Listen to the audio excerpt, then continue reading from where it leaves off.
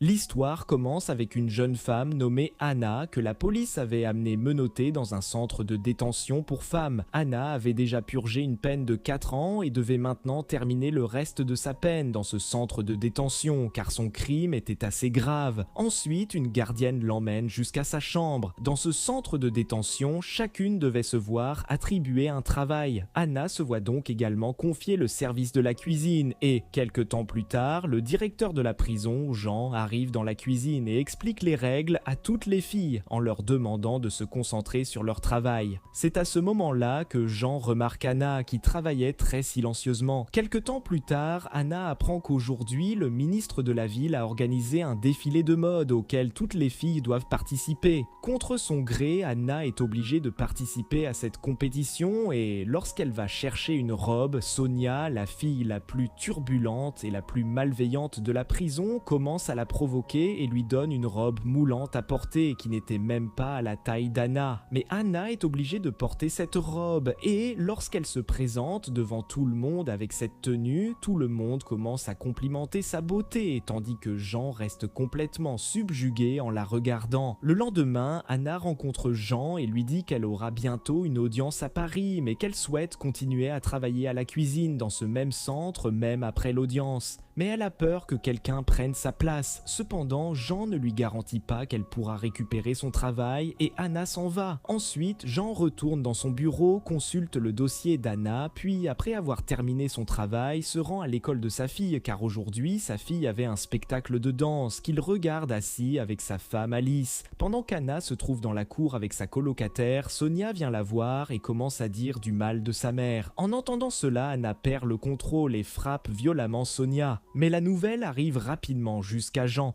Il fait donc venir Anna auprès de lui et essaie de lui faire comprendre que si elle se comporte correctement, elle pourra être libérée de prison plus rapidement. Au cours de leur conversation, Anna partage ses sentiments et lui dit qu'après sa sortie de prison, elle s'inscrira à l'université et poursuivra ses études et qu'elle étudie encore à la bibliothèque de la prison. En entendant cela, Jean est très heureux. Ensuite, l'avocate d'Anna vient la voir au centre et, après avoir discuté avec elle, Anna informe Jean qu'elle risque une peine de 10 à 15 ans. À cela, Jean révèle qu'elle devra rester à Fieri pendant le procès et que c'est un bon endroit. Mais Anna voulait rester dans ce même centre et continuer son travail à la cuisine. Elle demande donc à Jean de ne donner sa place à personne jusqu'à son retour. Après cela, Anna assiste à sa première audience et écrit dans une lettre tout ce qui s'est passé qu'elle fait parvenir à Jean. Cela pousse également Jean à s'attacher à elle et le lendemain, il se rend à Fieri pour essayer d'assister à son audience. Mais il n'obtient pas la permission et le tribunal condamne Anna à 9 ans de prison, ce qui la brise complètement. Mais Jean lui explique qu'elle peut faire appel pour réduire sa peine, puisqu'elle a déjà purgé 4 ans de prison. Cependant, il n'y a maintenant plus de place en cuisine, alors elle peut travailler dans l'administration. De plus, Jean lui donne également la possibilité de travailler dans son bureau une fois par semaine. Anna s'occupe également très bien de toutes ses tâches, et un jour, alors qu'elle travaille dans le bureau, Jean vient voir son travail et, pendant qu'il lui explique certaines choses, il pose sa main sur la sienne. Et c'est à partir de là qu'une relation particulière commence à se créer entre eux. Ensuite, même en classe, lorsqu'on parle du thème de l'amour, le seul nom qui vient à l'esprit d'Anna est celui de Jean. Plus tard, Anna est assise dans la bibliothèque et Jean vient alors vers elle et essaie de lui parler, mais Anna ne lui parle pas beaucoup et s'en va en lui laissant quelques notes. Cependant, aucun des deux ne sait que Sonia est en train d'écouter leur conversation. Après le départ d'Anna, Jean lit ses notes dans lesquelles Anna lui avait écrit qu'elle était attirée par lui et lui demandait également de la faire transférer dans une autre prison. En lisant cela, Jean commence lui aussi à ressentir quelque chose d'étrange et le lendemain, il va parler à Anna dans son bureau et lui explique à quel point elle est désormais importante pour le centre. Elle fait très bien son travail, alors il lui demande de rester ici. Pendant leur conversation, Jean s'approche d'elle et l'embrasse. Même si, au début, Anna essaie de l'arrêter, elle finit par perdre le contrôle et tous les deux partagent quelques moments intimes. Et Anna accepte également qu'elle ne veut plus partir d'ici, mais qu'elle veut rester rester avec lui. Le lendemain également, tous les deux passent de quelques beaux moments dans le bureau, mais entre-temps, la secrétaire arrive et en la voyant, ils s'éloignent l'un de l'autre. La secrétaire informe Jean d'une réunion qu'il avait oubliée. Jean quitte donc immédiatement les lieux et pendant la réunion, les responsables lui parlent également d'Anna car il passait beaucoup de temps avec elle, mais Jean écarte cela en disant qu'il s'agit d'un malentendu. De son côté, la mère d'Anna vient lui rendre visite et soupçonne qu'Anna entretient une relation secrète avec quelqu'un. Elle lui demande donc de mettre fin à cette relation, mais Anna se met en colère et lui dit « Vous ne m'avez jamais comprise ». Lorsque leur dispute devient plus intense, les gardiennes emmènent Anna de là et dans sa chambre, Anna regrette de s'être mal comportée avec sa mère. Mais à ce moment-là, Jean arrive et, après avoir écouté toute son histoire, essaie de la réconforter.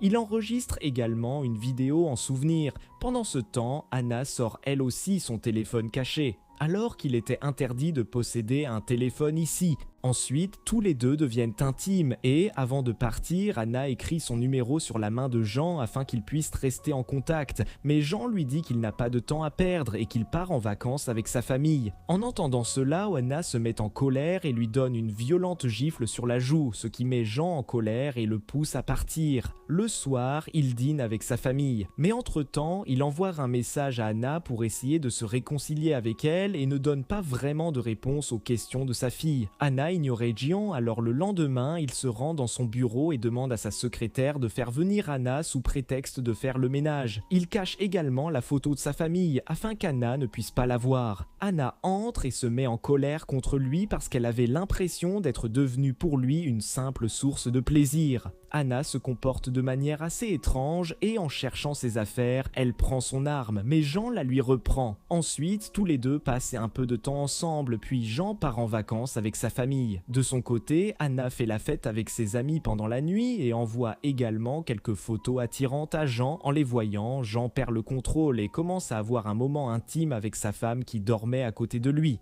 Anna appelle Jean encore et encore, mais lorsqu'elle n'arrive pas à le joindre, elle devient très inquiète et, sous l'effet de la colère, avale beaucoup de comprimés. Comme son état de santé se détériore, elle est admise à l'hôpital. Peu après, Jean vient également lui rendre visite et s'excuse de ne pas avoir pu répondre au téléphone. Le lendemain, Jean est convoqué dans son bureau et un officier supérieur lui annonce qu'une détenue a écrit une lettre contre lui dans laquelle elle affirme qu'il entretient une relation avec Anna, mais Jean affirme que cette accusation est fausse. Cependant, l'officier avait également des doutes concernant Jean et lui dit donc qu'Anna sera bientôt transférée dans une autre prison. Désormais, la nouvelle de la relation entre Jean et Anna parvient également jusqu'à Alice et des disputes commencent entre eux. Quelque temps plus tard, Anna est transférée dans une autre prison, mais cette distance était devenue insupportable pour Jean et il n'arrivait même plus à consacrer du temps à sa famille. Il voulait seulement revoir Anna, alors il l'appelle secrètement et lui propose de se retrouver dans un hôtel. Anna accepte également et fait appel auprès du tribunal, ce qui permet de réduire sa peine et de lui accorder également une période de liberté.